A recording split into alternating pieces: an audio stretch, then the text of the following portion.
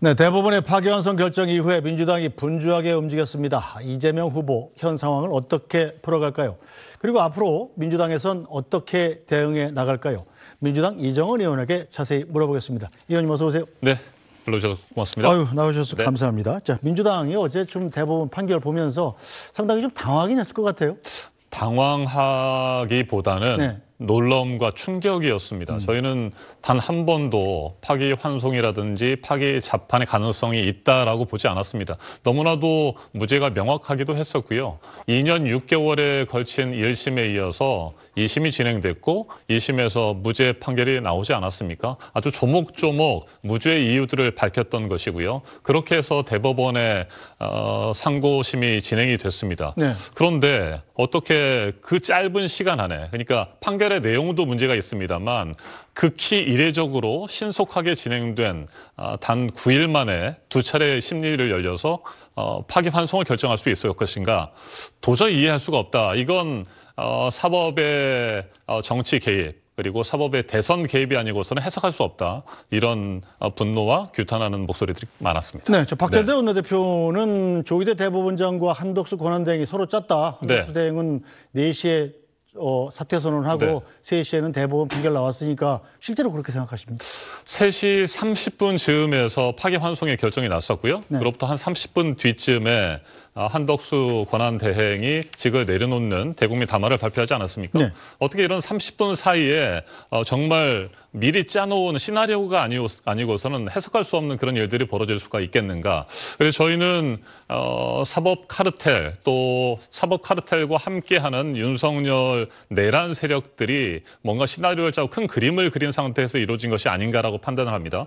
윤석열 전 대통령이 우리가 예상하지 못했던 내란 비상계엄을 일으키지 않았습니까? 그리고 법원은 구속 취소 결정을 내렸고요. 또 검찰은 구속 취소 결정에 대해서 즉각 항고로 대응하지 않고 결국에는 윤석열을 풀어주지 않았습니까? 그 다음에 이어서 대법원에 파기환송심이 나왔습니다. 이것은 그만큼 이재명 대선 후보를 무너뜨리기 위한 큰 그림 하에서 이루어진 모든 시나리오의 결정판이 아니었나 저희는 그렇게 해석을 합니다. 자, 그런데 네. 어제의 판결은 대법원장, 조희대 대법원장이 독단적으로 내린 판결이 아니고 네. 보면 10대 2로 대법관들 대다수가 동의해서 내린 판결 아니겠습니까? 네. 그리고 대법원 입장에서도 이 대통령 선거 전에 신속한 선거가 필요했다. 이런 명분을 내세우고 있는데 이건 네. 어떻게 봐야 될까요? 조희대 대법원장이 633 원칙을 여러 차례 강조를 했습니다. 그렇다고 한다면 대법원에서 상고심을 심판할 수 있는 기한이 3개월이니까 6월 23일입니다. 네. 그 일정에 따라서 충분히 구체적인 쟁점들에 대한 논의와 심리가 이루어졌다고 한다면 받아들일 수 있습니다. 이해할 수 있습니다.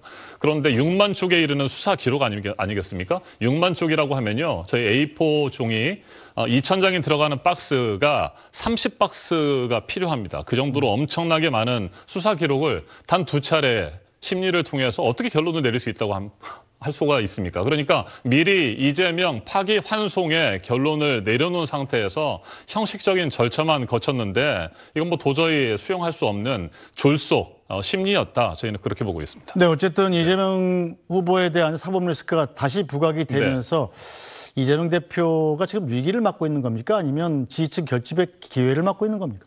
저희는 이재명 대표님의 사법 리스크가 부각됐다고 생각하지 않고요. 네. 오히려 민주주의와 헌정 질서를 무너뜨리고 그리고 우리 국민들이 자유롭게 대통령을 선택할 수 있는 권리를 박탈하려고 한 사법부의 정치 개입에 대해서 분노하고 있습니다. 그리고 우리 국민들께서도 사법부가 그렇게 민주주의를 무너뜨릴 수 있구나. 사법부가 그런 리스크로 작용할 수도 있구나라고 하는 것들을 오히려 깨닫는 계기가 되지 않았을까 그렇게 생각을 합니다. 네, 근데 어제 민주당의 반응을 보면요. 네. 이 밤에 최상목 경제부총리를 갑자기 네. 이 탄핵시키지 않았습니까? 네. 탄핵하다가 뭐 최상목 경제부총리가 미리 사임하는 바람에 네. 그냥 투표가 무효가 되긴 했습니다만 사실상 민주당이 물러나게 만든 거나 마찬가지죠. 네. 자, 그런데 중도층 입장에서 보면 자, 민주당이 그렇다면 정부를 마비시키려는 것이냐 무책임한 것 아니냐 이런 비판이 나올 수 있습니다. 네. 자, 윤석열 전 대통령이 비상계엄을 통해서 내란을 일으켰습니다. 윤석열 정권의 책임자들은 그 내란 상황을 하루라도 빨리 종식시키고 국정 안정을 위해서 열심히 일을 해야 되는 사람입니다.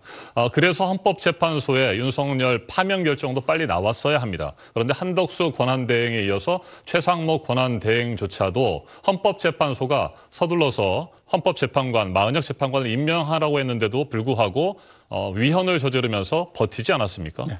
내란 세력에 대한 제대로 된 정리와 그리고 국정 안정을 위해서 열심히 노력해야 할 윤석열 정권의 책임자들이 그렇게 법을 무시하고 헌법을 무시했습니다. 그래서 저희 민주당에서는 일찌감치 한덕수 권한대행이나 최상목 권한대행에 대한 탄핵을 추진했습니다만 여러 가지 경제적인 상황이라든지 혹시라도 국민들이 더 불안해하지 않으실까 해서 계속 보류했던 것입니다. 그런데 어제 대법원의 확정 판결을 저희가 받아들이면서 이건 어떤 앞서 말씀드린 것처럼 큰 그림에 의해서 내란 세력들이라든지 아니면 기득권 보수 세력들이 연합해서 계속해서 내란을 이어가고 또 우리의 민주주의와 헌정질서 회복을 가로막으려고 한다라고 하는 판단을 내리게 됐습니다. 네. 그래서 불가피하게 한덕수 권한대행은 자진 사퇴를 했던 것이고 최상목 권한대행에 대해서 탄핵 절차를 진행을 하려고 했습니다만 투표까지 마친 상태에서 투표 불성립이 됐던 것이고요. 네. 그 전에 한덕수 전 총리가 어제 오후에 사퇴의 뜻을 밝혔는데 네. 어떻게 한덕수 사퇴 이후에 또 최상목의 사표를 수리할 수가 있단 말입니까? 물론 임기가 어젯밤 자정까지긴 했습니다만 그것도 모양새가 굉장히 이상한 거 아니겠습니까? 최상목 전 대행은 결국에는 도망간 것이고요. 저희는 그렇게 보고 있습니다. 당연히 했어야 할 일을 결국에는 미뤘었던 것이고 국정 안정을 위해서 그나마 마지막 속죄하는 심정으로 최선을 다해줄 것을 기대했습니다만 그러지 못한 모습들을 저희는 계속해서 봐왔던 것이죠. 네, 어쨌거나 네. 어제 대법원 판결 때문에 오늘 민주당이 주도한 이른바 대통령에 당선되면 형사 재판이 정지된다. 네. 이 형사소송법 개정안이 법사위를 통과했어요. 네. 자, 이재명 대표만을 위한 1인용 맞춤 법안이다라는 비판은 어떻게 보십니까? 헌법 84조 대통령의 경우에 내란이나 외환죄 이외에 다른 범죄 혐의와 관련해서는 소출을 당하지 않는다라고 하는 규정은 이재명 대표를 위해 만들어진 것이 결코 아닙니다. 대통령이 당선된 이후에 국정 안정과 지속적으로 국정을 추진하는 데 있어서 걸림돌이 있어서는 안 된다라고 하는 것이고요. 그런 당위성에 의해서 만들어진 것입니다. 그리고 소추라고 하는 그 단어 안에는 기소의 뜻이 있습니다만 기소 이후의 재판 과정까지 포함된다고 보는 것이 다수의 헌법학자들의 해석입니다. 저도 그렇게 보고 있습니다. 네. 그래서 기소와 재판이 동시에 중지되는 것이 맞는 것이고요. 네. 그래야 되지 않겠습니까? 네. 내란과 외환이 아닌 다른 일반 여러 가지 혐의 때문에 대통령의 직무가 정지되고 국정이 마비되는 것을 막기 위한 헌법 84조입니다. 그럼에도 불구하고 헌법학자들의 다수의 의견과 다른 의견들이 있기 때문에 그렇다고 한다면 그런 빈틈들을 메울 수 있는 새로운 법안을 발의하는 것이 필요하다고 해서 그렇게 준비를 하고 있는 것이고요. 저희는 지금의 이 시간에도 그 헌법 84조 안에 재판까지도 중지된다라고 하는 헌법학자들 다수들의 뜻에 동의합니다. 알겠습니다. 네. 자, 어쨌든 한덕수 전 총리 오늘 국회에서 대선 출마를 공식 선언을 했습니다. 네. 어떻게 보고 계십니까? 네, 한덕수 총리, 한덕수 권한대행은 정말 창피한 줄 알아야 됩니다. 한덕수 총리가 누굽니까? 윤석열 정권의 2인자 아니었습니까? 윤석열 정권 지난 3년 동안 우리의 민생 무너지고 경제 폭망하고 외교 안보 모든 것들이 위기 상황을 맞지 않았습니까? 거기에 대한 책임에서 결코 자유로울 수 없고 윤석열 전 대통령과 함께 무한 책임을 져야 할 사람이 한덕수 권한대행입니다. 그런데 이 한덕수 권한대행 좌우를 넘나들면서 2차례나 국무총리를 했는데 국가를 위한 길이라는 명분 아래 또다시 탐욕을 드러낸 것이라고 보여집니다. 윤석열 정권의 2인자 그리고 내란을 동조하거나 아니면 내란이 지속되도록 방조한 여러 가지 혐의들 때문에 내란 피의자로서 경찰에 지금 수사를 받고 있는 상황 아니겠습니까? 그렇다고 한다면 윤석열 내란에 침묵하고 방조하고 또 철저하게 사죄해야 되는 상황에서도 내란을 지속시키도록 헌법재판관 임명까지도 계속 미뤘었던 그런 분이 이제 와서 또 윤석열의 시즌2를 이어가려고 하는지는 모르겠습니다만 대선에 출마하는 것은 도저히 받아들일 수가 없는 겁니다. 윤석열 정권에 대해서 무한 책임을 져야 되는 것이고요. 정말 부끄러운 줄 알아야 되고 지금이라도 당장 그 뜻을 거둬들일 것을 촉구합니다. 네, 어쨌든 국민의힘은 지금 이 대선 후보 경선 최종 경선을 하고 있고 내일 최종 후보가 결정이 되지 않습니까? 김문수냐 한동훈이냐 두 후보 가운데 한 명이 최종 후보로 선출이 되면 한덕수 전 대행과의 이 단일화를 시도할 텐데 이 상황은 어떻게 보고 계시나요? 일단 김문수 후보와 한동훈 후보의 경쟁력이 얼마나 될까? 우리 국민들께서 판단하시리라고 보여집니다. 저는 조심스럽게 김문수 후보가 국민의힘의 대선 후보로 선출되지 않을까라는 생각을 좀 하게 됩니다.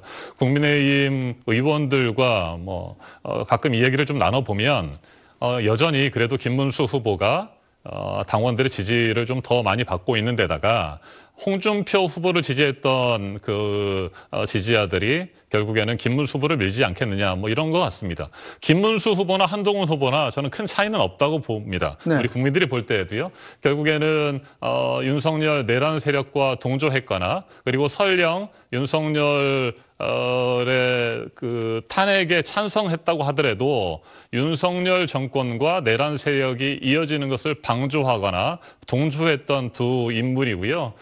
누군가 하나 되겠죠. 그 이후에 이제 한덕수 후보와의 단일화를 추진하겠습니다만 빅텐트 얘기도 나오고 있는데 저는 빅텐트라고 부르기에도 굉장히 미흡하다. 저는 그냥 말 그대로 떴다방을 꾸리려고 하는 것이 아닌가라는 생각을 하게 됩니다. 정체성도 다르고 생각과 비전과 철학도 다르고 그런 비전이 있는지도 저는 모르겠습니다만 그런 분들이 모여서 함께 연대를 한다고 하는 것은 정치적 담합에 그칠 것이고요. 지금은 그 무엇보다도 찬탄, 반탄의 대결이 아니고요. 지금의 조기 대선은 헌정을 수호하는 세력과 헌정을 파괴하는 세력 간의 대결입니다. 지금의 시대 정신은 무너진 헌정 질서를 회복하는 것이고 민주주의를 회복하는 것이고요. 완전한 내란을 종식시키는 것이 시대 정신이라고 생각합니다. 네, 어쨌든 간에 어제 이 대법원 판결 때문에 이재명 대세론에 약간 빨간불이 들어온 건 사실이지 않습니까? 어떻게 극복하실 전략인가요? 저는 긴장하고 끝까지 끝난 것은 아니라는 생각이기 때문에 저희 민주당이 단일 대우로 뭉쳐서 우리 국민들의 마음을 얻기 위해서 최선을 다할 것이라는 말씀을 우리 시청자 여러분께 드립니다. 저는 빨간불이 들어왔다고 생각하지 않고요. 그만큼 이재명 대선 후보의 앞으로 미래 그리고 국정 운영에 대한 자신감 이런 부분들을 두려워한 앞에 말씀드렸던 어떤 사법 카르텔 여러 가지 보이지 않는 그런 움직임들이 이재명 후보를 무너뜨리려고 하고 있지만 결코 빨간불은 아니다. 그런 잘못된 이재명을 끝까지 몰아세우는 그 세력들의 존재를 다시 한번 깨닫는 계기가 됐기 때문에 더 많은 국민들께서 우리 이재명 후보와 민주당을 지지해 주실 거라고 저는 믿습니다. 네, 자 이정은 의원이 국회 과방위원이시니까 현재 이 SKT 사태도 좀 짚어보겠습니다. SKT가 지금 유심보 서비스를 자동 가입하는 서비스를 해야 된다. 이렇게 주장을 하셨던데 SKT가 결국 받아들이기로 했군요. 네, 이틀 전입니다. 저희가 국회 과방위에서 SK텔레콤을 상대로 청문회를 진행했습니다. 첫 번째 쟁점은 SK텔레콤의 가입자들이 SK텔레콤에 실망한 나머지 다른 번호로 이동하려고 했을 때 위약금을 부과하는 부분입니다. 분명히 귀책 사유는 SK텔레콤에 있는 것 아니겠습니까? 그런데 SK텔레콤의 대응과 또 여러 가지 유심과 관련된 대책들이 미흡했고 그 과정에서 국민들에게 가입자들에게 제대로 설명하지 않은 부분에 대해서 실망한 가입자들이 SK텔레콤을 떠나려고 하는데 거기에 대해서 위약금을 물리는 건 잘못된 것이죠. 귀책 사유를 가지고 있는 SK텔레콤이 거기에 대한 책임을 져야 되는 것입니다. 그럼에도 불구하고 계속해서 위약금을 없애라고 하는 우리 과방위원들의 요구에 대해서 검토하겠다는 말만 반복했습니다. 그 쟁점은 지금도 이어지고 있고 저희는 계속해서 SK텔레콤을 상대로 촉구를 하고 있습니다. 그리고 지난 이틀 전에 청문회에서 제가 주장했던 것은 유심 보호 서비스 가입의 책임을 일반 가입자들에게 주지 말고 그것을 SK텔레콤이 자체적으로 자동으로 가입시키면 어떻겠느냐라고 계속해서 질문을 하고 추궁을 했을 때 SK텔레콤의 사장과 부사장은 그렇게 되면 서버에 부담이 있어서 다운될 수가 있다. 여러 가지 변명들을 댔습니다. 제가 여러 차례 촉구를 했고 결국 오늘 SK텔레콤이 발표를 해서 자동으로 가입을 하겠다고 했습니다. 근데 진작에 했어야 되는 건데 이 젊은 사람들의 경우에는 T월드에 들어가서 뭐 여러 절차를 거치고 많은 시간을 걸리더라도 할 수 있는데 어르신들의 경우에 정보 취약 해청도 할 수 없는 것 아니겠습니까? 거의 뭐 일주일 동안 엄청난 고생을 시키고 이제 와서 이렇게 유심 보호 서비스에 대한 자동 가입을 발표한 것도 참 답답한 노릇이고요. 저희는 다음 주 목요일 5월 8일 오후에 다시 한번 SK텔레콤을 상대로 청문회를 준비하고 있습니다. 그 전까지 뭐 하루라도 빨리 위약금 부분에 대한 확실한 해결책을 가지고 발표해 주기를 촉구합니다. 알겠습니다. 수고하셨습니다. 이정은 더불어민주당 의원이었습니다. 오늘 말씀 여기까지 듣죠? 네, 고맙습니다. 영상을 시청해 주셔서 고맙습니다. 말보다 진심이 먼저 닿는 정치, 이정은 오피셜에서 계속해서 전해드리겠습니다. 오른쪽 구독 버튼을 눌러 이정은의 길에 함께해 주십시오. 고맙습니다.